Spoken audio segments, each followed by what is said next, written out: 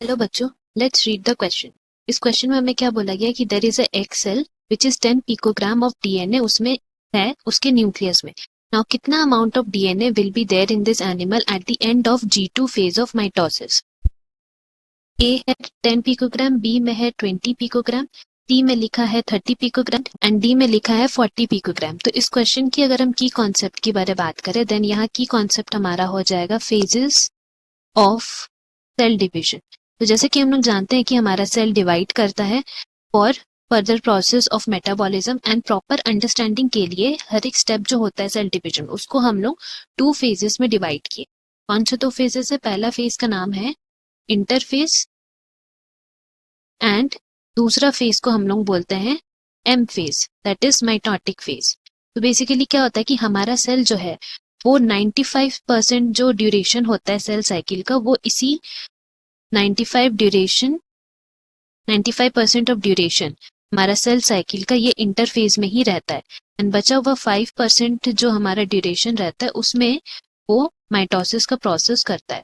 तो इस जो इंटरफेज जो होता है उसमें सब पार्ट हम लोग उसको फिर 3 फेजेस में डिवाइड किए हैं, that is G1 phase, S phase और तीसरा है हमारा G2 फेज।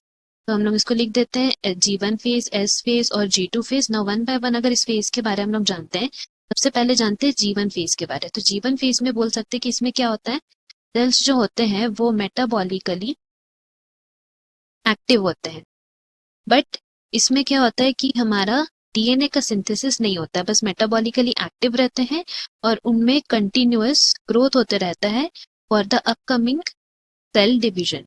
तो ये कंटिन्यूअस ग्रोथ हमारा हुआ, ठीक है। तो अगर हम लोग सेल की बात करें जो यहाँ दिया हुआ है एग सेल, वो 10 पिकोग्राम ऑफ डीएनए उसमें प्रेजेंट है। तो हम लोग यहाँ पे G1 फेज में लिख सकते हैं कि जो डीएनए इसमें प्रेजेंट है वो 10 पिकोग्राम का है। Now comes to the next phase, that is S phase. तो अगर हम लोग एस फेज की बात करें तो इसमें क्या होता है, इसको सिंथेसिस फेज बोलते हैं।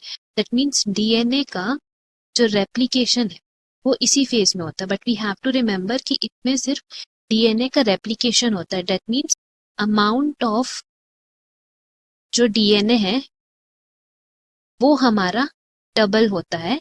बट अगर हम लोग बात करें क्रोमोसोम नंबर की तो क्रोमोसोम नंबर सेम ही रहता है। तो इसका मतलब है कि अमाउंट ऑफ डीएनए पहले 10 पिकोग्राम था वो डबल हो जाता है। इट मीन्स यहाँ हमारा डीएनए कितना हो गया, 20 पिकोग्राम का हो गया, 20 पिकोग्राम ऑफ डीएनए हो गया। नाउ हम आते हैं G2 फेज। तो G2 फेज में क्या होता है कि यहाँ पे हमारा प्रोटीन का सिंथेसिस होता है एंड जो सेल ग्रोथ है वो कंटिन्यू रहता है। तो हम लोग लिख सकते हैं प्रोटीन सिंथेसिस और सेल ग्रोथ, यही 2 चीज यहाँ पे होता रहता है। दैट मीन्स जो हमारा सेल जो था उसमें कितना अमाउंट ऑफ डीएनए प्रेजेंट था, एस फेज में 20 पिकोग्राम। तो यहाँ पे भी 20 पिकोग्राम ऑफ डीएनए ही रहेगा। अमाउंट ऑफ डीएनए जो डबल हुआ था पहले वो सेम ही रहेगा G2 फेज में। तो इससे हम लोग कह सकते हैं कि यहाँ पे हमारा at the end of G2 phase कितना रहेगा, 20 picogram. That is option B is our correct option.